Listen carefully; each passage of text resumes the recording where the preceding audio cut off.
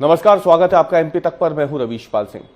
MP तक की खास पेशकश एमपी फाइल्स में आज हम बात करने वाले हैं मध्य प्रदेश के टाइगर स्टेट कहे जाने वाले दर्जे के बारे में। क्या मध्य प्रदेश से टाइगर स्टेट का दर्जा छिन जाएगा? यह सवाल इसलिए अहम हो जाता है क्योंकि एक महीने के भीतर ही मध्य प्रदेश में 9 बाघों की मौत हो चुकी है। ताजा मामला शहडोल से है, जहां एक दिन पहले 2 बाघ के शव मिले हैं और शव जिस तरीके से मिले हैं वो साफ दिखा रहा है कि करंट लगने से उनकी मौत हुई है।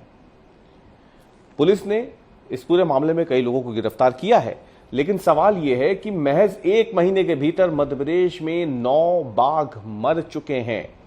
साल की इससे ज्यादा बुरी शुरुआत वन्य प्रेमियों के लिए, वन्य जीव प्रेमियों के लिए नहीं हो सकती है। आपको बता दें कि एमपी तक ने पिछले साल भी, साल 2025 में भी यह मामला उठाया था, जब हमने बताया था कि कैसे मध्य प्रदेश में रिकॉर्ड संख्या में बाघों की मौत हुई है प्रोजेक्ट टाइगर शुरू हो जाने के बाद।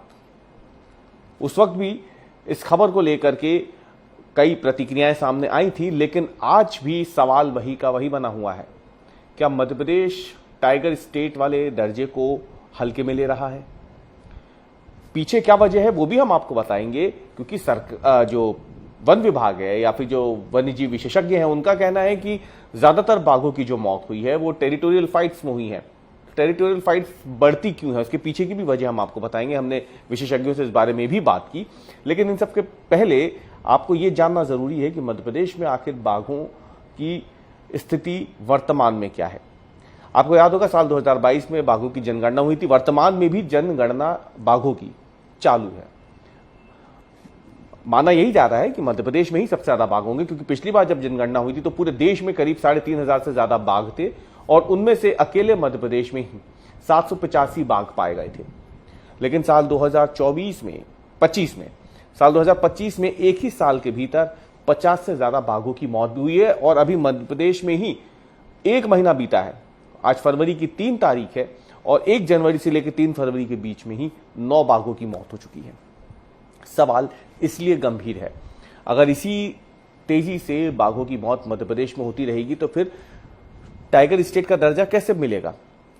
क्योंकि पीछे जो राज्य है मध्य प्रदेश के, वहां पर भी टाइगर की जो आबादी है, बाघों की आबादी है, जाहिर सी बात है अगर वो मध्य प्रदेश के बराबर है या कुछ ही कम है, खासतौर से अगर हम बात करें महाराष्ट्र की, कर्नाटक की, तो ये वो राज्य है जहां पे बड़ी संख्या में बाघ पाए जाते हैं।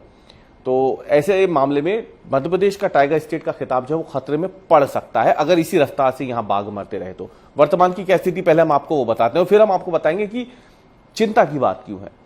चिंता बड़े पैमाने पर, सिर्फ टाइगर मर रहे हैं ये इकलौती चिंता नहीं है। जो बाघ मर रहे हैं उसके पीछे क्या कारण है, ये भी एक बहुत बड़ी चिंता की बात होगी, वो भी हम आपको बताएंगे। देखिए, सबसे पहले तो हम आपको बताते हैं कि ये जो शहडोल में मामला सामने आया है, इसमें एक मादा बाघिन है और इसके अलावा एक नर बाघ है। इन दोनों के शव जो है वो जो करपा बीट है वहां पास, उसके पास पाए गए हैं और यहीं पे पुलिस ने डॉग स्क्वाड की मदद से 5 लोगों को इस पूरे मामले में गिरफ्तार किया था। यह भी वन विभाग ने साफ कर दिया है कि 2 बाघों की मौत करंट लगने से हुई है। इसके बाद सवाल उठने लगे हैं कि जब पिछले साल ही बाघों की मौत रिकॉर्ड संख्या में हुई और हाईकोर्ट ने इस पे, आपको बता दें कि इसी साल 20 जनवरी को मध्य प्रदेश हाईकोर्ट ने सवाल खड़े किए थे कि बाघों के संरक्षण को लेकर सरकार क्या काम कर रही है। हाईकोर्ट ने यह बाकायदा पूछा था कि 11 फरवरी को इसमें सुनवाई भी होनी है, क्योंकि हाईकोर्ट ने इसमें पूछा था कि जो मध्य प्रदेश के मुख्य सचिव है और इसके अलावा जो NTCA है, नेशनल टाइगर कंजर्वेशन अथॉरिटी, इन्हें नोटिस देकर के जवाब मांगा गया था कि इतनी बड़ी संख्या में जो टाइगर्स की मौत हुई है इसमें सुरक्षा के बाद में क्या इंतजाम किए गए हैं और इतनी संख्या में जो बाघ, जिसमें खुद माना है वन विभाग ने, NTCA ने, कि इनमें से कई मौतें अप्राकृतिक हैं, यानी बीमारी से नहीं हुई हैं, किसी और वजह से नहीं हुई है, बल्कि शिकार से हुई है। कई वजहों में टाइगर्स केस में ये माना था NTCA ने। तो यही पूछा हाईकोर्ट ने मुख्य सचिव से और इसके अलावा बाकायदा जो है NTCA से सवाल पूछा हाईकोर्ट ने कि आप बताएं कि आपने किया क्या। फिर मौतें हुई वो तो सबको दिख गया, लेकिन इसके बाद आपने क्या कदम उठाए, कितने आरोपी अब तक गिरफ्तार हुए, क्या उनके खिलाफ कार्रवाई हुई, कितनी सजा मिली, ये तमाम बातें जो है हाईकोर्ट ने पूछा। लेकिन वर्तमान में स्थिति क्या, आप आपको बताते कि देखिए 10 सालों में मध्य प्रदेश की अगर हम बात करें तो 365 से ज्यादा बाघों की मौत हो चुकी है।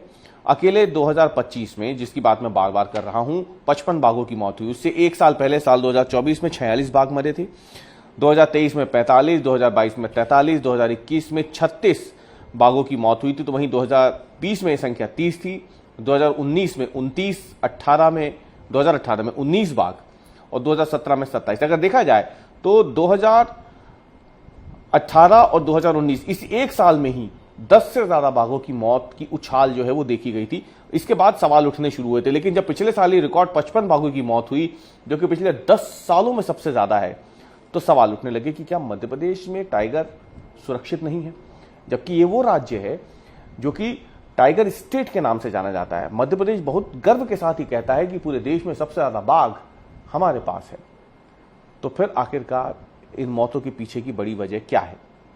वन विभाग तो कह रहा है कि टेरिटोरियल फाइट्स भी बहुत होती हैं बाघों के बीच में। विशेषज्ञ भी इससे सहमत है, वो भी मानते हैं कि बाघ जो है वो एक जगह रुकते नहीं है बहुत ज्यादा और अपनी एक टेरिटरी बनाते हैं।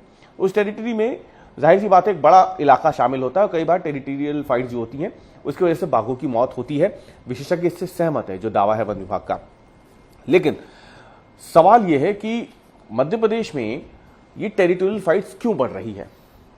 आपने ये तो जाना कि मध्य प्रदेश में बाघ मर रहे हैं, आपने ये भी जाना कि बाघों की बढ़ती हुई मौतों पर हाईकोर्ट भी सख्त है। सवाल पूछा गया है सरकार से भी, एनटीसीए से पूछा गया है कि आपने क्या कदम उठाया है। 11 फरवरी को इस पर सुनवाई होनी है। लेकिन अब सबसे बड़ी चिंता की बात जो इस मुद्दे को हमने आज उठाया है, तो इसमें सबसे अंत में जो है सबसे मुद्दे की बात हम आपको बताएंगे कि वन विभाग इन मौतों को टेरिटोरियल फाइट्स बता करके प्राकृतिक बताने की कोशिश करता है। यानी ये बताने की कोशिश करता है कि ये तो बाघों के स्वभाव में होता है, वो अपने क्षेत्र के लिए, अपनी टेरिटरी के लिए आपस में लड़ते हैं और उसमें वो घायल हो जाते हैं। कई बार जिंदगी भर के लिए वो जख्म उनको मिलता है, कई बार वो उसमें मर जाते हैं। तो वन विभाग तो इसे सामान्य बताने की कोशिश करेगा और जो लोग वन्य जीव में का जो जिनकी रुचि रहती है वो भी इस बात से काफी हद तक सहमत हो जाते हैं, क्योंकि उन्हें पता है कि बाघ आपसी टेरिटोरियल फाइट्स में लड़ेंगे और उसमें नुकसान होगा। लेकिन आखिर ये टेरिटरी के लिए लड़ाइयां मध्य प्रदेश में इतनी बढ़ क्यों रही है? इस पे कभी आपने विचार किया? सवाल इस पे ही खड़े हो रहे हैं कि मध्य प्रदेश जो टाइगर स्टेट है वो टाइगर स्टेट सिर्फ इसलिए नहीं है कि यहां पे सबसे ज्यादा बाघ है। मध्य प्रदेश में बाघ सबसे ज्यादा इसलिए है क्योंकि मध्य प्रदेश में वन क्षेत्र भी देश में सबसे ज्यादा है। सबसे ज्यादा वन पूरे देश में मध्य प्रदेश में पाए जाते हैं।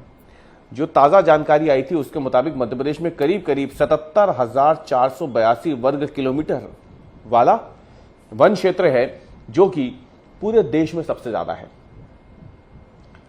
अब यहीं पे अगर हम देखें तो सवाल ये उठते हैं कि अगर इतने बड़े जंगल हैं तो फिर टेरिटरी फाइट्स क्यों? क्योंकि 77,000 वर्ग किलोमीटर का इलाका तो बहुत बड़ा इलाका होता है। हम भी इस बात से सहमत हैं कि बहुत बड़ा इलाका होता है, लेकिन ये टेरिटरी जो होती है वो कई बार इन जंगलों से बाहर निकल जाती है और यहीं पे न केवल मानव और जानवरों के बीच में संघर्ष शुरू होता है, बल्कि इसी टेरिटरी को बचाने के लिए कई बार बाघ आपस में भी लड़ लेते हैं। अब टेरिटरी छोटी होती जा रही है बाघों की, इसी वजह से जनसंख्या बढ़ रही है। जैसे कि दावा किया गया है 785 बाघ मध्य प्रदेश में 2022 की गणना में पाए गए, तो जाहिर सी बात है अगर 77,000 वर्ग किलोमीटर के हिसाब से हम 782-85 बाघों को देखें तब फिर ये टेरिटरी छोटी महसूस होगी आपको। और ऐसा नहीं है कि ये वन क्षेत्र बढ़ते जा रहे हों, असली चिंता की बात यह है कि ये वन क्षेत्र मध्य प्रदेश में लगातार कम होते जा रहे हैं। विकास के नाम पर वन क्षेत्रों में अतिक्रमण बढ़ रहा है।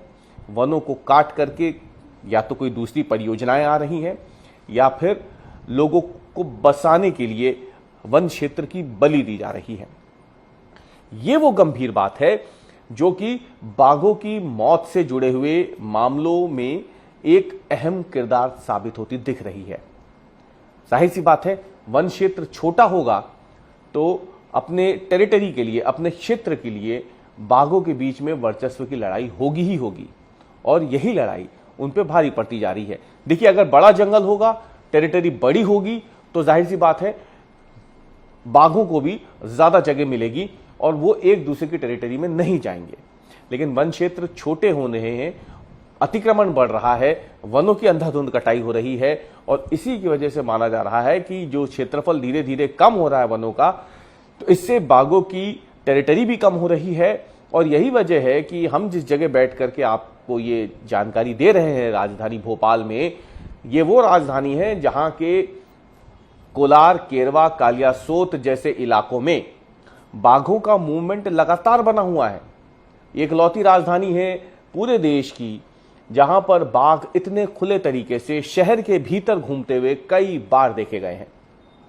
वजह बिल्कुल साफ है, जिस जगह पे बाघ घूम रहे हैं वहां पहले कभी फलता फूलता जंगल था, लेकिन आबादी बढ़ने के साथ वहां पर जो मानव गतिविधियां हैं वो बढ़ी और अब धीरे धीरे वो वन क्षेत्र कम होता गया। कमोबेश यही स्थिति पूरे मध्य प्रदेश की, और इसलिए माना जा रहा है कि ये जो टेरिटोरियल फाइट्स बता करके इन बाघों की मौत को प्राकृतिक बताने की कोशिश हो रही है, दरअसल इसके पीछे की एक बड़ी वजह है वनों का कम होना, वन क्षेत्र का कम होना। और यही वजह है कि जब वन क्षेत्र कम हो रहे, संकुचित जगह इन बाघों को मिल रही है जो कि इनकी प्राकृतिक और नैसर्गिक व्यवहार से विपरीत है, तो फिर ये आपस में लड़ते हैं, उलझते हैं और इसकी वजह से बाघों की मौत हो रही है। तो कई वजह है, शिकार तो है ही, जिसे लेकर के हाईकोर्ट सख्त हुआ है, जवाब मांगा गया है मुख्य सचिव से, एनटीसीए से। लेकिन दूसरी तरफ इस बात पे भी ध्यान देने की जरूरत है कि इनका जो प्राकृतिक घर है बाघों का, घना जंगल जिसमें ये रहते हैं अपने पूरे कुनबे के साथ, शिकार करते हैं, वो धीरे धीरे कम होता जा रहा है और उस पर भी ध्यान देने की जरूरत है।